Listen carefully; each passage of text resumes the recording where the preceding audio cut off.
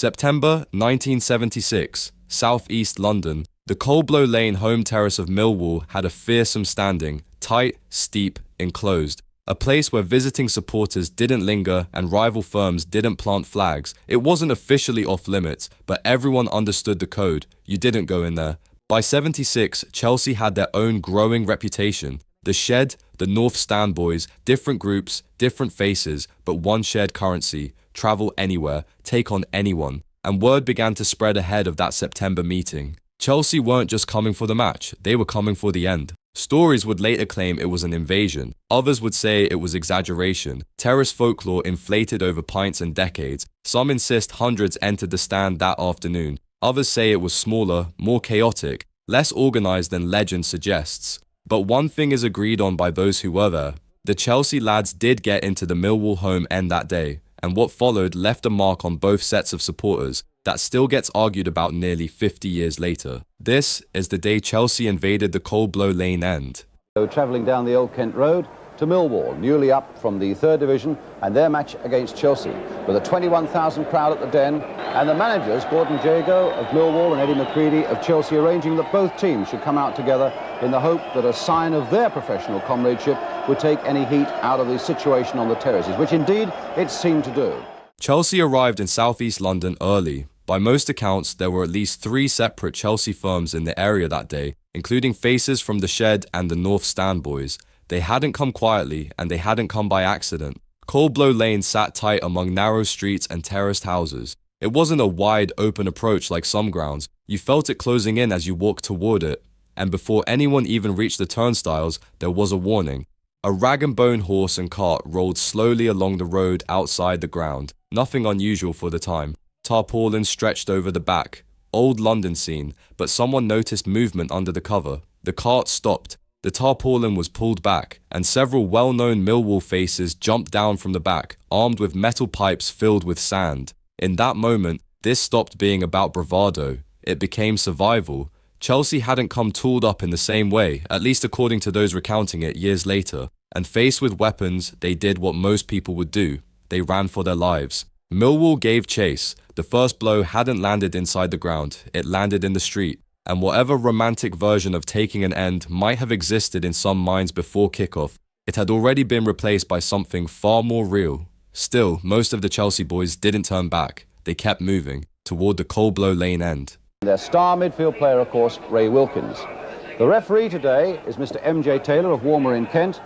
And at a time when hooligans seem to be getting too many of the headlines, it's good to see that the more sensible fans can still smile and enjoy a game of football. And indeed, when you look around the Den, there's some pretty brilliant smiles about the place as well. Getting through the turnstiles was one thing, staying there was another. At some point before kickoff, members of the Chelsea groups made it into the home terrace, not hidden, not blending in for long. They were there, and they were recognized. Coldblow Lane wasn't a sprawling bowl. It was tight, steep, close quarters. Once you were in, and there was no easy exit if things turned. By one first-hand account, the North Stand lads found themselves standing in the middle of it, fully aware of what was coming. No great speech, no grand plan, just the understanding that retreat would mean being picked off one by one. So they made their stand and started chanting. For a brief moment, the suddenness worked. Millwall supporters closest to them were caught off guard. There was a step back, a shift in balance, but Coldblow Lane wasn't an away end you startled into silence.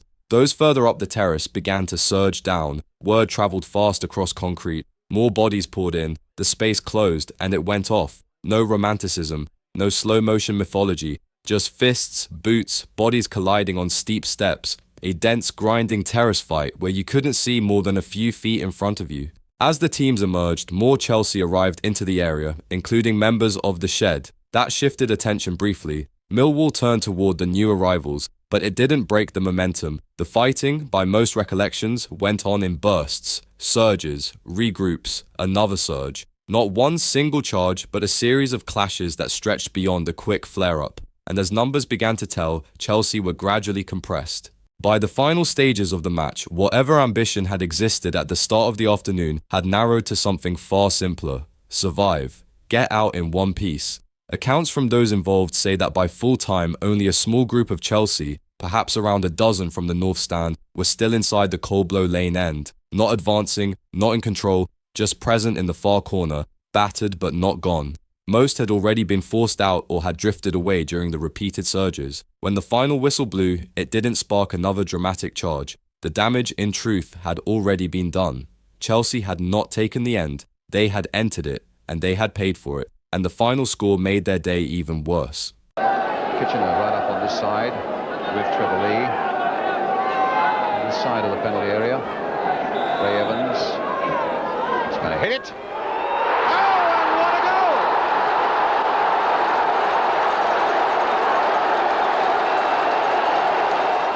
Millwall scored 3 first-half goals and cruised to a 3-0 win, but none of the accounts I've read mentioned the result.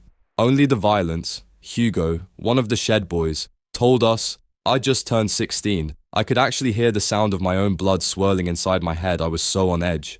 Most frightened at a football match I've ever been, and I was over in Mexico for the England-Argentina game. I'll say one thing for our lot, if we'd mobbed up, we'd have had a scrapper's chance. I got kicked and punched black and blue, and I swear it was only due to a massive old Bill who pulled me out of the swarm that it wasn't a lot worse." Funnily enough, my eldest daughter married a Millwall fan, and his dad was in the Cold Blow Lane that day too. We're best of friends now, even been to each other's London Derby away games on occasion. James, another young Chelsea lad at the time, had this to say: "It was my first trip to Millwall. I got there alright, but as I went to go through the turnstile, a policeman stopped me and gave me a shopping bag. He told me to put my Chelsea jacket in it and keep my mouth shut. I walked to the main Millwall end. Just before kickoff, Chelsea stormed Millwall, but there was only about 100 of them. Millwall soon got the upper hand. I'm sure there were hundreds of Chelsea fans in the ground that, like me, stayed quiet and cheered all 3 goals Millwall scored. Cold Blow Lane only had one way in, and if you were lucky, one way out." I also found a neutral perspective from a West Ham fan who was at the game. I was there that day with a mate. We were 14-year-old West Ham fans. Being a local lad, we'd been to visit my gran and decided to go to the match out of curiosity. We got in the ground at the Ilderton Road end, and in them days, you could move around the ground. We ended up in the Cold Blow Lane at about 1:45, and it was already kicking off. Chelsea got battered that day. Having ran on the pitch for safety, they tried to get in the Ilderton Road end and were attacked again, hundreds of them. I remember Gordon Jago, the then Millwall manager, coming onto the pitch with a megaphone and calling for calm. He was met with a hail of concrete from his own supporters. I think he resigned shortly after that. In the years that followed, the phrase started doing the rounds. Chelsea took the Cold Blow Lane, said in pubs, repeated on away coaches, passed down to lads who hadn't even been born in '76. But when you strip it back to the accounts of those who were actually there, the picture is more grounded. Chelsea firms did get into the Millwall home end that afternoon. They made themselves known. They charged. They stood their ground for a time, but they didn't control it. And by their own recollections, they took one hell of a beating. If you were there that day, please share your memories in the comments. We'd all love to hear them. And remember to like the video and subscribe if you're new. You know it makes sense. Thanks for watching. I'll see you next time.